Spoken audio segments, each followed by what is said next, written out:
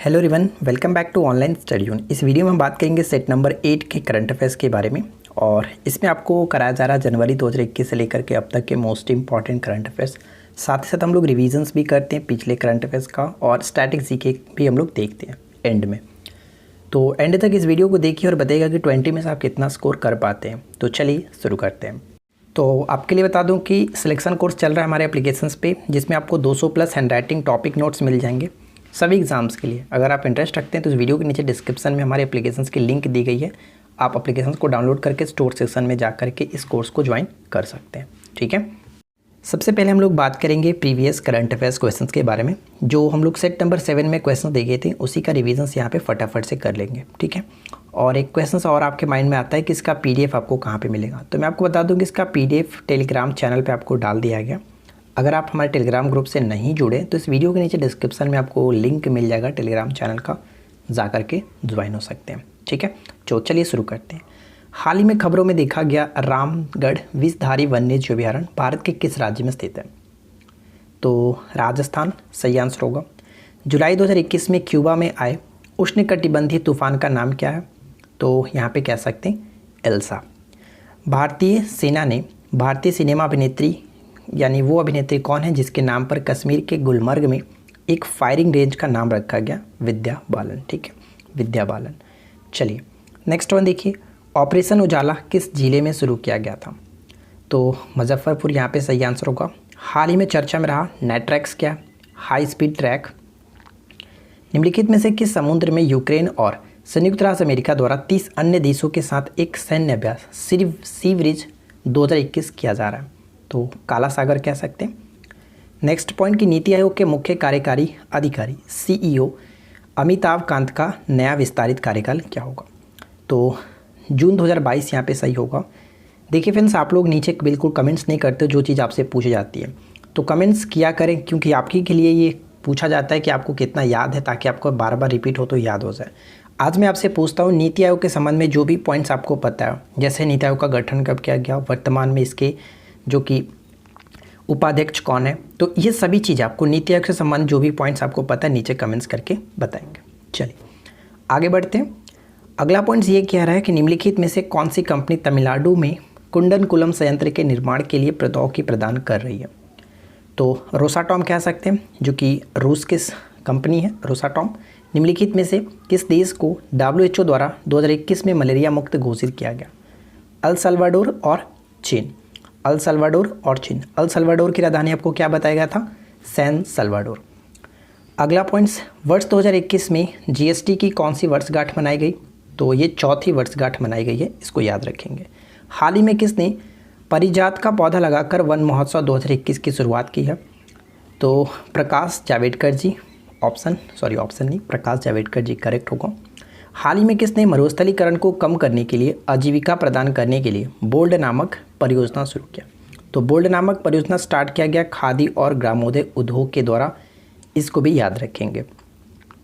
कहाँ से स्टार्ट किया गया था? राजस्थान से। ठीक है, अगला पॉइंट्स, कौन शतरंज के इतिहास में सबसे कम उम्र के ग्रैंड मास्टर बन चुके हैं? अभिमन्यु मिश्रा। ठीक है, सोप्सी ऐप किसने लॉन्च किया? सोप्सी ऐप का काम क्या होगा?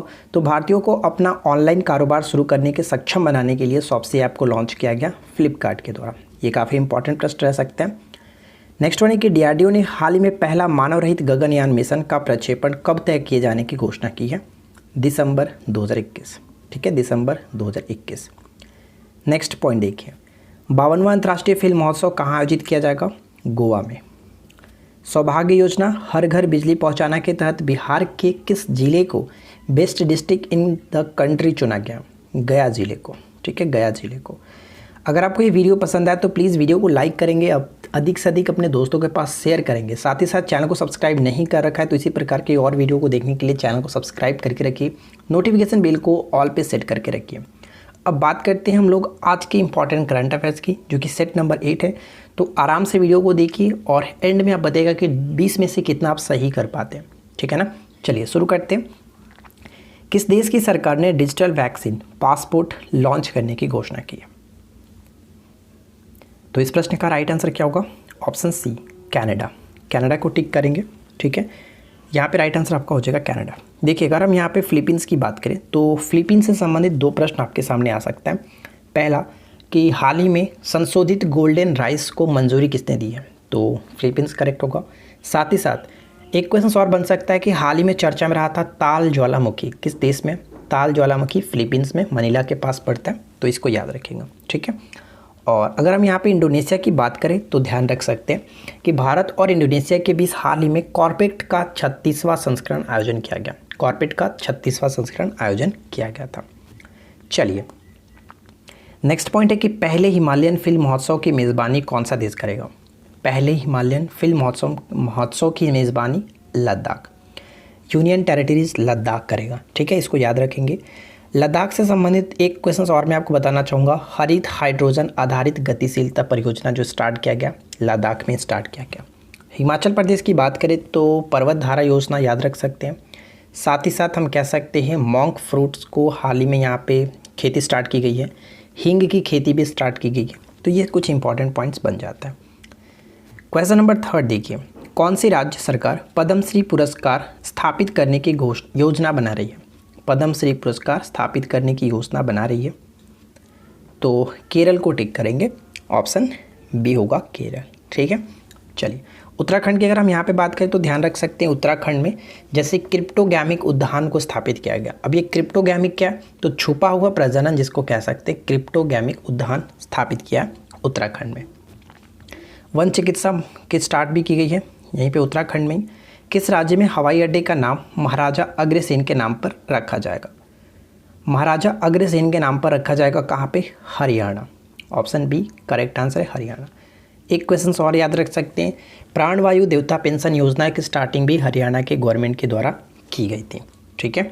चलिए अगला पॉइंट्स, भारतीय नौसेना ने कहाँ आयोजित सी कैट अभ्यास में भाग लिया। सी कैट, देखिए सी कैट का मैंने फुल फॉर्म यहाँ पे लिख रखा, south east Asia corporation against terrorism, ठीक है। तो सी कैट का जो आयोजन किया गया, भारतीय नौसेना हाल ही में शामिल हुआ था यूएस नेवी के साथ, ठीक है। और इसका जो आयोजन किया गया था सिंगापुर में किया गया था, यानी सी बिल्कुल सही आंसर है। सी कैट का जो पहली बार आयोजन किया गया था 2002 में किया गया था, इसको याद रखिएगा। सिंगापुर से संबंधित एक प्रश्न और हम कह सकते हैं कि हाल ही में जो हेनले पासपोर्ट इंडेक्स जारी किया गया था उसमें सिंगापुर सेकेंड स्थान पर था। नेक्स्ट क्वेश्चंस, किस राज्य सरकार ने पर्यटकों के लिए एक ऐप विकसित करने की निर्णय लिया। एक ऐप विकसित करने का निर्णय लिया पर्यटकों के लिए, तो यहाँ पे करेक्ट आंसर हो जाएगा दिल्ली, ऑप्शन बी दिल्ली। देखो अपना प्रदेश, इससे पहले हम लोगों ने देखा था पर्यटकों के लिए देखो अपना प्रदेश अरुणाचल प्रदेश, ठीक है। How the earth got its beauty नामक पुस्तक किसने लिखी है। How the earth got its beauty, इस पुस्तक को किसने लिखा, सुधा मूर्ति, काफ़ी फेमस राइटर हैं ये सुधा मूर्ति, ऑप्शन डी। किस राज्य सरकार ने आदिवासी क्षेत्रों में 5 मेडिकल कॉलेज खोलने का निर्णय लिया। 5 मेडिकल कॉलेज खोलने का निर्णय लिया, तो यहाँ पे सही आंसर हो जाएगा ऑप्शन सी गुजरात, ठीक है गुजरात। गुजरात से संबंधित एक दो प्रश्न और भी बात कर लेते हैं, जैसे हाल ही मैंने आपको बताया था भलिया गेहूँ। भलिया गेहूँ क्या है, तो लंबे अनाज दाना वाला गेहूँ है जो कि चर्चा में रहा था। गुजरात के गांधीनगर में 5 स्टार होटल खोला गया जो कि रेलवे ट्रैक के ऊपर, ये भी याद रख सकते हैं। साथ ही साथ गुजरात में कह सकते हैं कि एनटीपीसी ने भारत के गुजरात में सबसे बड़ा सोलर पार्क स्थापित करने की घोषणा की है, तो ये कुछ इंपॉर्टेंट पॉइंट्स बन जाता है गुजरात से। अगला पॉइंट है कि ऑपरेशन देवी शक्ति के संदर्भ में निम्नलिखित में से कौन सा कथन सही है। तो ऑपरेशन देवी शक्ति हाल ही में चर्चा में रहा था। देखिए पढ़ सकते हैं कि यह ऑपरेशन अफगानिस्तान पर तालिबान के कब्जे के बाद भारतीय नागरिकों को सुरक्षित भारत लाने के लिए शुरू किया गया, तो ये बिल्कुल सही है कि ऑपरेशन देवी शक्ति का संबंध जो अफगानिस्तान पर तालिबान के कब्जे के बाद भारतीयों को जो वहाँ पे फंसे हुए उनको भारत लाने के लिए सुरक्षित योजना, ठीक है। तालिबान ने 15 अगस्त को काबुल पर कब्जा किया था, ये भी बिल्कुल सही है, तो कह सकते हैं कि 1 और 2 दोनों सही होगा, ऑप्शन सी। नेक्स्ट क्वेश्चंस, अमेरिकी ओपन टेनिस टूर्नामेंट यानी यूएस ओपन टेनिस टूर्नामेंट जो कि ग्रैंड स्लैम प्रतियोगिता का आखिरी और अंतिम कह सकते हैं, ठीक है। 2021 टूर्नामेंट के विजेता के संदर्भ में कौन सा कथन सही है।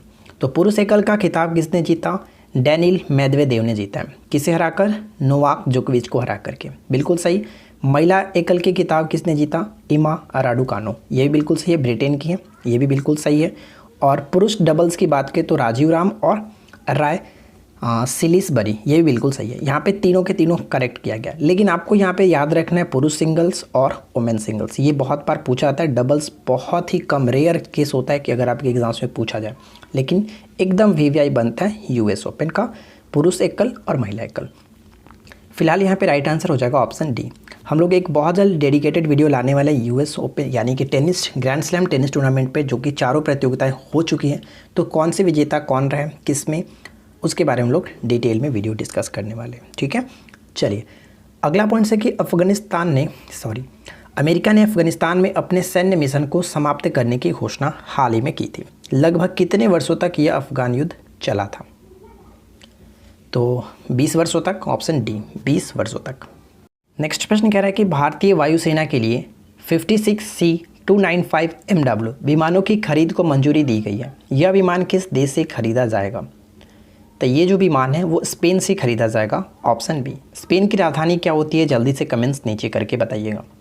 चलिए नेक्स्ट वन देखिए, वर्ष 2021 का रमन मैग्सेसे पुरस्कार के लिए चुने गए वैज्ञानिक डॉक्टर फिरदौसी कादरी किस देश के हैं? हाल ही में 5 लोगों को घोषणा किया गया रमन मैग्सेसे पुरस्कार देने की, तो उसमें से एक है डॉक्टर फिरदौसी कादरी। इनका संबंध किस देश से? तो ये बांग्लादेश से संबंध रखते हैं, ऑप्शन सी। टोक्यो पैरालंपिक खेल 2020 के उद्घाटन समारोह में भारत के ध्वजवाहक कौन थे? देखिए टोक्यो पैरालंपिक जो खेल हुआ वो 24 अगस्त से 5 सितंबर तक हुआ, जिसका थीम रखा गया था हमारे पास पंख है, यानी इंग्लिश में बात करें तो वी हैव विंग्स।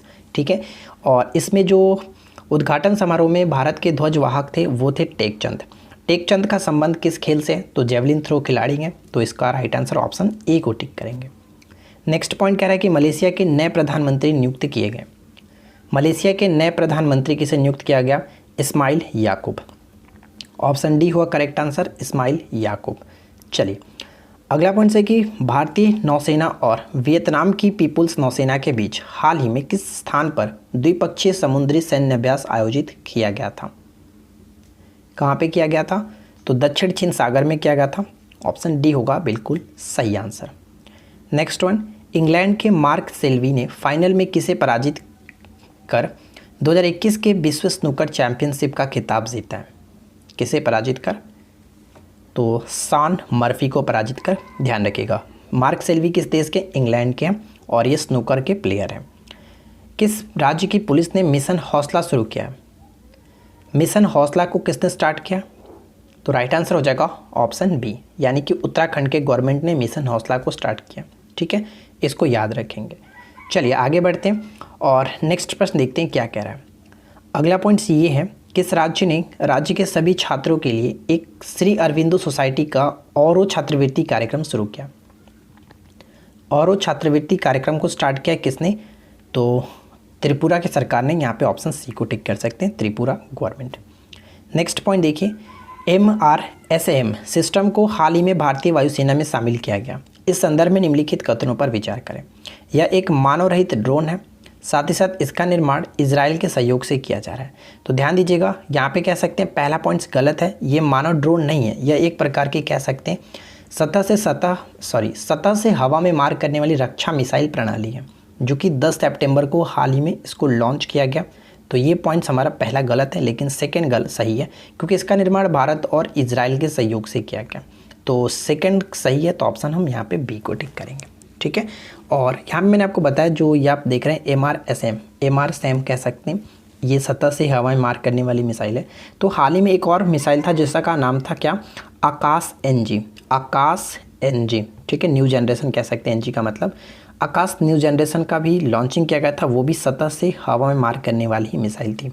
ठीक है, तो फिलहाल उम्मीद करता हूँ कि आप लोगों को 20 में से काफ़ी अच्छी स्कोरिंग कर ली होगी। 15 प्लस तो आपको सही करना ही करना होगा, तभी आप माना जाएंगे कि अच्छे तरीके से करंट आपका ठीक है। तो नीचे कमेंट्स करके बताइएगा कि आपने 20 में से कितना स्कोर किया। ठीक है, और कैसा लगा आपका क्वेश्चंस ज़रूर बताइएगा। चलिए हम लोग बात कर लेते हैं स्टैटिक जीके के बारे में। तो कुछ क्वेश्चंस हैं हमारे पास जो कि एग्जाम्स में ऑलरेडी ये पूछे गए हैं और हमेशा पूछे जाते हैं, रिपीटेड होते रहते हैं। किसी चालक का प्रतिरोध बढ़ता है। किसी चालक का प्रतिरोध बढ़ता है कब कब बढ़ सकता है? जैसे लंबाई में वृद्धि हो तब, तापमान में वृद्धि हो तब, और अनुप्रस्थ काट के क्षेत्रफल के में कमी होने पर किसी चालक के प्रतिरोध बढ़ सकता है। ठीक है, समाजवादी अर्थव्यवस्था का जनक किसे माना था? कार्ल मार्क्स को। कार्ल मार्क्स को समाजवादी अर्थव्यवस्था का जनक माना जाता है। आदर्श वोल्ट मीटर का प्रतिरोधकता कितना होता है? अनंत होता है, ठीक है। जबकि अगर हम बात करें आदर्श आमीटर जैसे कह सकते हैं, आदर्श आमीटर की प्रतिरोधकता कितना होता है? तो वहाँ पे हम शून्य कहेंगे, ठीक है, शून्य। जैव विविधता अधिनियम कब पारित हुआ था या फिर लागू हुआ था? तो ये 2002 में कह सकते हैं। जैव विविधता अधिनियम 2002 में लागू हुआ था। साथ उसी की तरह बात करें तो वन्यजीव संरक्षण अधिनियम बहुत बार पेपर में पूछा था, 1972। इसी के साथ और याद रख सकते हैं, जैसे वन संरक्षण अधिनियम कब लागू हुआ था? वन संरक्षण अधिनियम 1980 में लागू हुआ। जबकि पर्यावरण संरक्षण अधिनियम कब लागू हुआ? तो पर्यावरण की बात करें तो वहाँ पे आप 1986 को याद रखेंगे। तो ये चारों चीज़ बहुत ज़्यादा इंपॉर्टेंट है, अच्छे से याद रखना है। ग्रेट बैरियर रीफ किस देश में स्थित है? तो ये आपका ऑस्ट्रेलिया में पड़ता है, उत्तर पूर्वी ऑस्ट्रेलिया के समानांतर स्थित है, इसको याद रखेंगे। और ग्रेट बैरियर रीफ को पानी का बगीचा के रूप में भी जाना जाता है, इसको याद रखेंगे। कोल डैम किस राज्य में स्थित है? कोल डैम का संबंध हिमाचल प्रदेश से होता है। किस नदी पर पूछा जा सकता है? तो कोल डैम सतलज नदी पर स्थित है। चलिए आगे बढ़ते हैं और नेक्स्ट जो प्रश्न है ये भी देख लीजिए। राजा रणजीत सिंह की राजधानी कहाँ थी? तो राजा रणजीत सिंह की राजधानी जो थी लाहौर थी, जबकि धार्मिक राजधानी अमृतसर, ठीक है, धार्मिक राजधानी अमृतसर। नेक्स्ट है कि बारडोली प्रस्ताव कब पारित हुआ था? बारडोली प्रस्ताव 1922 में पारित हुआ था, इसको याद रखिएगा। बारडोली सत्याग्रह अलग है, बारडोली प्रस्ताव अलग है, 1922। बीजों के अंकुरण के लिए आवश्यक अम्ल कौन सा है? जिब्रेलिक अम्ल, ठीक है, जिब्रेलिक अम्ल। किस अधिनियम को सेंट हेलेना अधिनियम के नाम से भी जाना जाता है? 1833 का चार्टर अधिनियम। 1833 के चार्टर अधिनियम बहुत इंपॉर्टेंट है, क्योंकि इस वक्त बंगाल के गवर्नर जनरल को भारत के गवर्नर जनरल बना दिया गया था, ठीक है, भारत के गवर्नर जनरल बना दिया गया था बंगाल के गवर्नर जनरल को। तो अगर हम इस तरह से देखें तो भारत के प्रथम गवर्नर जनरल कौन थे? लॉर्ड विलियम बेंटिंग, ध्यान रखिएगा, लॉर्ड विलियम बेंटिंग, ठीक है। काफ़ी इंपॉर्टेंट प्रश्न बन जाता है। तो देखिए, उम्मीद करता हूँ कि आप लोगों को आज का ये सेशन अच्छा लगा होगा। वीडियो कैसी लगी हो नीचे कमेंट्स करके ज़रूर बताइएगा। वीडियो अच्छी लगी हो तो प्लीज़ लाइक करें, दोस्तों के साथ शेयर करें, और इसका PDF आपको टेलीग्राम ग्रुप पर दे दिया जाएगा। तो टेलीग्राम को अगर आपने नहीं ज्वाइन करके रखा है तो आज ही ज्वाइन कर लीजिए। इस वीडियो के नीचे डिस्क्रिप्शन में लिंक मिल जाएगा, आप ज्वाइन कर सकते हैं, ठीक है। चैनल को सब्सक्राइब करके रखिए ताकि आने वाली वीडियो की नोटिफिकेशन आपके पास पहुँच सके, मिल सके। चलिए मिलते हैं नेक्स्ट क्लास में। Thanks for watching.